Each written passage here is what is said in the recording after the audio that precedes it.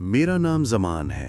मैं राजस्थान के एक छोटे से गांव में रहता हूँ। मेरा घर गांव के आखिरी कोने पर है, जहां शाम होते ही अंधेरा ऐसा छा जाता है कि चिराग की लौ भी कमजोर पड़ जाए। एक दिन मेरी माँ ने कहा, जमान, घर में आटा चावल सब खत्म हो गया है, थोड़ा बाजार से ले आओ बेटा। मैंने जल्दी से थैला उठाया और बाजार की तरफ निकल पड़ा। सूरज अभी ढल ही रहा था। आसमान पर लाल रंग की रोशनी फैल रही थी। परिंदे अपने घोंसलों को जा रहे थे। मैं बाजार पहुंचा। मामूल की चहल पहल थी, लोग बातें कर रहे थे, बच्चे दौड़ रहे थे। मैंने सब सामान खरीदा, लेकिन जब मैं वापस मुड़ने लगा तो अचानक बाजार की फिजा बदल गई। एकदम हवा चलनी बंद हो गई, हर तरफ खामोशी छा गई। ऐसा लगा जैसे पूरा बाजार एक पल में खाली हो गया हो। मैंने चारों तरफ देखा, किसी इंसान का नामो निशान नहीं। सिर्फ हवा में हल्की सी सरसराहट और एक पुराने पीपल के दरख्त के नीचे सफेद कपड़ों में लिपटी एक औरत खड़ी थी।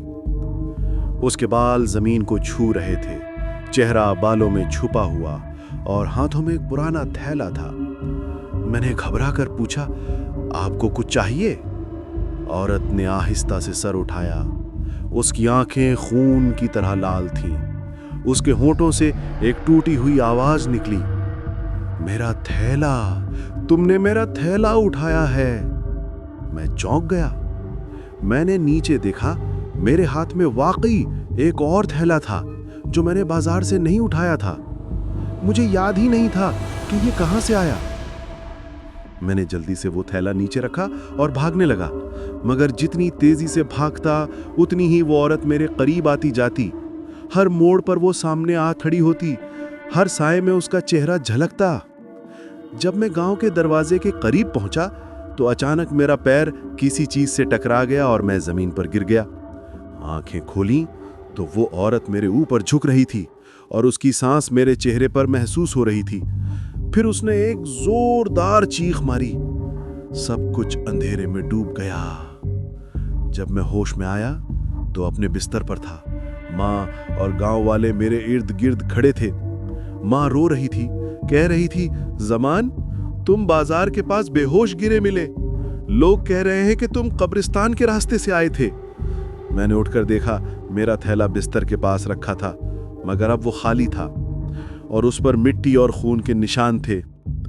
उस रात जब मैं आईने के सामने गया तो मैंने देखा, मेरे पीछे वही सफेद कपड़ों वाली औरत खड़ी थी, आहिस्ता आहिस्ता मुस्कुरा रही थी। और फिर उसने कहा, तुमने मेरा थैला वापस तो कर दिया, मगर अब तुम मेरा राज जान चुके हो।